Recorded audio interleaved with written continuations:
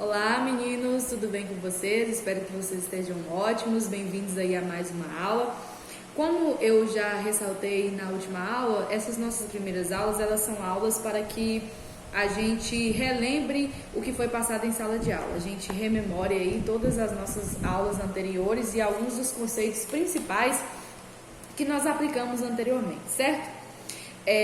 Gente, é importante que vocês façam o acompanhamento dessa aula com auxílio do material didático.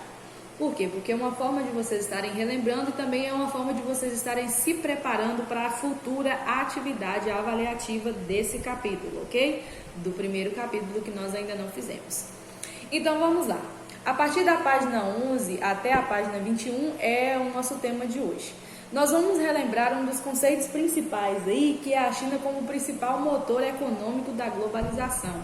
Por quê, gente? Porque a China é um país extremamente industrializado. É um país aí que estabelece relações com diversos outros países. Por quê? Porque eles são um país extremamente industrializado, mas é um país que não tem uma grande concentração de matéria-prima. Então, eles têm essa necessidade de comprar matéria-prima de outros países. É o caso, por exemplo, aí da sua relação com o Brasil. O Brasil oferece aí um grande potencial de matéria-prima e a China estabelece essa relação de compra e depois nós estabelecemos outra relação de compra com eles também, que é dos produtos industrializados, como eu falei na aula anterior. Aí nós temos aí nos princípios das conexões um conceito de localização. Nós já falamos sobre o conceito de globalização, mundialização e agora vamos falar sobre o conceito de localização. A localização ela está diretamente vinculada às questões culturais e os hábitos locais. Entendeu? No princípio do conceito dessa palavra está diretamente vinculado aí a essas questões culturais e hábitos locais. Só que também se criou aí um outro conceito que é a função mercadológica. Por quê? Porque várias empresas, muitas das vezes, elas se estabelecem em um determinado local e elas precisam desenvolver uma técnica de marketing, precisam desenvolver uma técnica de propaganda e até mesmo determinadas adaptações dos produtos concernentes àquela localidade.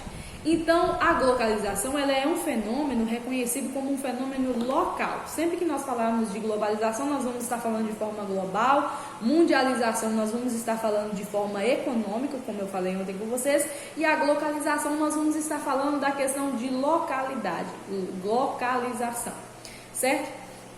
Gente, esse mundo global, ele enfrentou aí diversas resistências. Por quê? Professora, a globalização ela é ruim? Não, ela não é ruim. Só que ao mesmo ponto em que ela trabalha de uma forma positiva, ela também ressalta uns aspectos negativos que muitas economias não querem. Ou seja, por quê? Porque ela coloca em destaque muitos problemas dentro das economias. Uma das questões também concernentes à globalização são a questão das resistências. Muitas nações, elas resistem a isso. Porque nós falamos, vocês se lembram, em sala de aula, da questão da xenofobia. A questão de não aceitar outras culturas. Como ela é uma disseminação aí de culturas e hábitos, muitas culturas, elas não aceitam a interferência vindas de outros lugares. O que acontece, gente? Isso vai gerar aí uma série de problemas. É a questão justamente da xenofobia. As pessoas elas desenvolvem uma repulsa a outras pessoas que fazem parte de outras culturas e elas não aceitam que elas estejam dentro do seu território. Uma coisa também para vocês pensarem é que a globalização ela traz um aprofundamento das desigualdades, ou seja, ela coloca as desigualdades sociais ainda mais em evidência. Por quê? Porque aqueles que têm grande poder econômico, a tendência deles é despontar. E aqueles que têm menos poder econômico, a tendência deles é estagnar ou afundar, certo? Então, a globalização, ela lida hoje com essa questão da resistência, com essa questão da não aceitação dos padrões econômicos, com a questão da não aceitação das culturas. Na questão cultural, gente, a grande preocupação de algumas civilizações é da perda de sua cultura.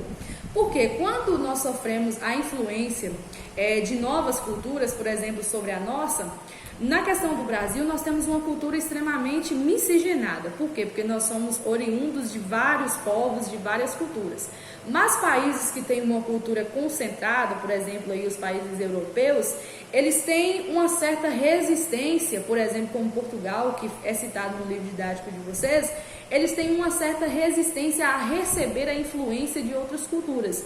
Então isso vai gerar aí um grande problema que vai desencadear aí na xenofobia.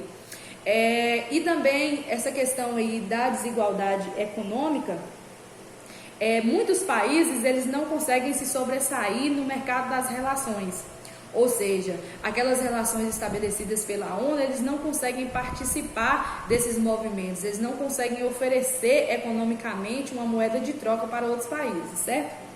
Isso desponta os bolsões de pobreza.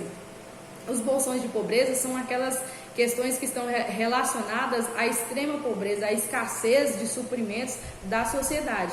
Então isso é uma preocupação que a globalização desponta e é também um desafio para que eles consigam promover soluções que possam resolver esses problemas, promover soluções que possam, massificar a questão econômica dentro de um país. Vocês sabem que mesmo os países desenvolvidos, como nós falamos também anteriormente em sala de aula, mesmo os países desenvolvidos, há determinadas regiões dentro deles que representam populações que não têm o mesmo nível de desenvolvimento social.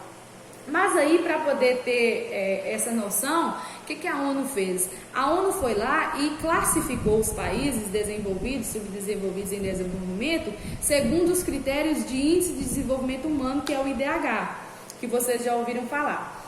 Essa é uma oportunidade para que nós venhamos saber que países que têm uma alta concentração de desenvolvimento e quais são os países que têm uma baixa concentração de desenvolvimento.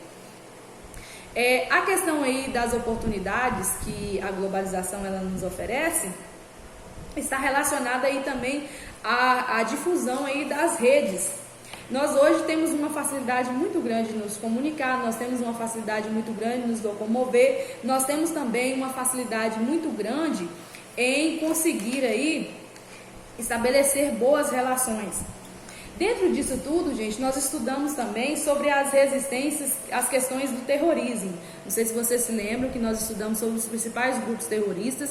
Sugiro que vocês deem uma olhada no caderno, naquela pesquisa que vocês fizeram sobre os principais grupos terroristas e observem os objetivos que esses grupos têm. Geralmente eles defendem uma ideia, uma coisa que eles acreditam que não seja legal para a sociedade e eles acabam enfatizando essa ideia deles através aí do terrorismo. Existem muitos movimentos anti-globalização, gostaria que vocês dessem também uma revisada aí nas atividades que nós já fizemos. E qualquer dúvida a respeito desse tema, vocês podem estar aqui me chamando e a gente vai estar discutindo e sanando aí qualquer dúvida. Mas eu sugiro que vocês façam uma leitura minuciosa do capítulo aí, do resto do capítulo que nós ficamos de estudar hoje, que vai da página 11 até a página 21. Muito obrigada, gente. Espero que vocês tenham um bom dia, um beijo e até mais.